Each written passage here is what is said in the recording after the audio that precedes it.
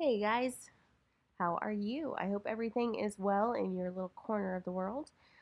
Okay, this is 8.4, more multiplication properties of exponents. So now we are going to step up the game. We are going to raise a power to a power, and we're also going to raise a product to a power. All right, let's get started.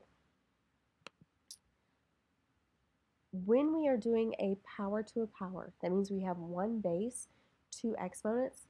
We multiply those exponents together.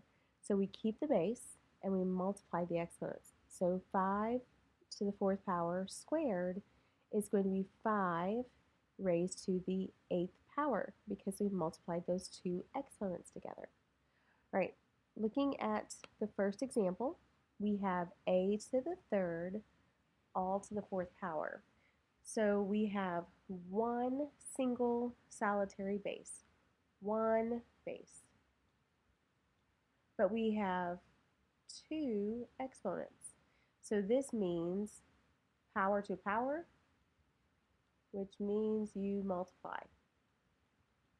So we keep the base, which is a. 3 times 4 is 12. Now let me show you just exactly why this works this way. I'm going to move this over here.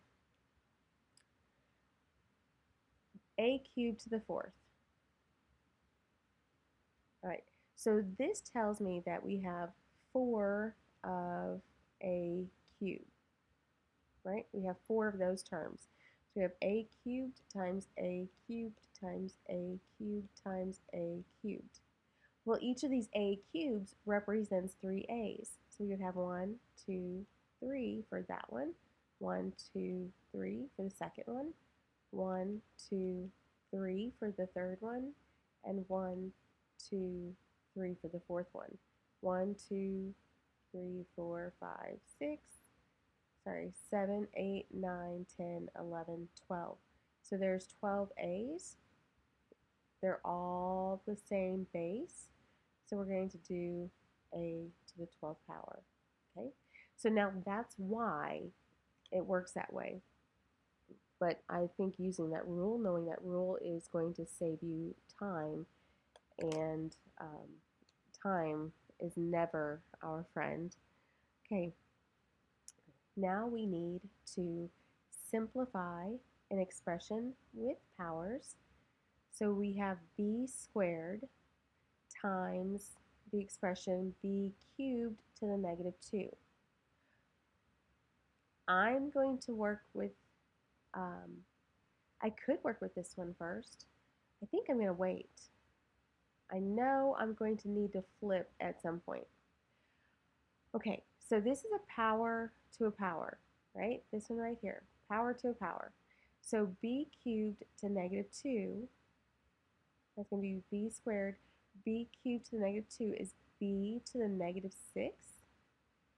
Now we have two terms with two bases and just a single exponent with each base. So we are going to add those powers. So this becomes b. 2 plus a negative 6 is negative 4. Now we want to flip the base. This gives us 1 over b to the positive 4. Once we flip it, that exponent becomes positive. Okay. Example 3, raising a product to a product. This one, it's just every factor within those parentheses, regardless of how many there are, you are going to raise each factor to whatever the power is. Now, if you have 25, that doesn't mean you do 2 to the 5th, 5 to the 5th. It means if you have 25x y squared z, that you do the 25, the x, the y, and the z. You do each and every one. All right. Looking at this one, we have 4x cubed to the second power. So I have 2 factors. So I'm going to do 4 squared times x cubed to the second power. What's 4 squared? 16.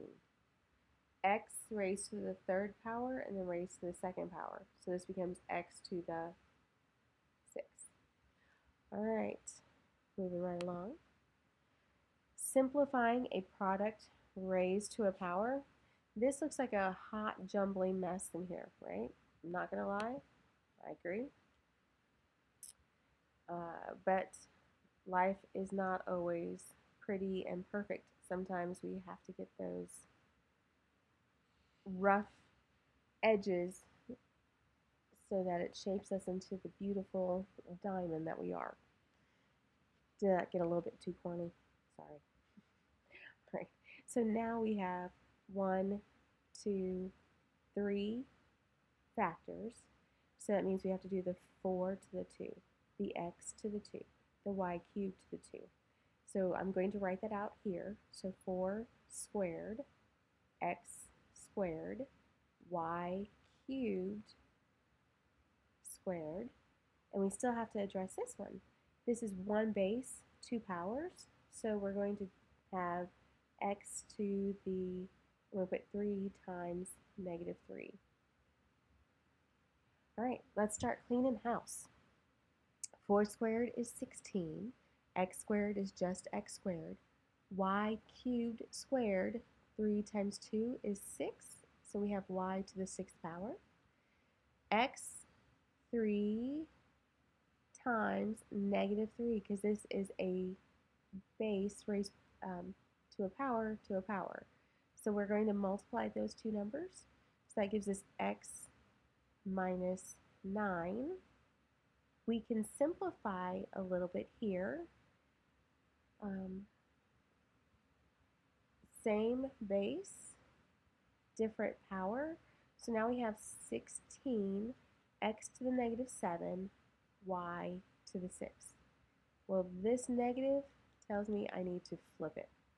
So this gives me 16. The x to the 7th goes downstairs, and then the y to the 6th stays upstairs. There you go. All right, I'm not sure if that was the last one or if we have one more. This will be the last one. All right, so now we're taking a look at physics and science. This particular one is physics. All right, an object has a mass of 10 squared kilograms.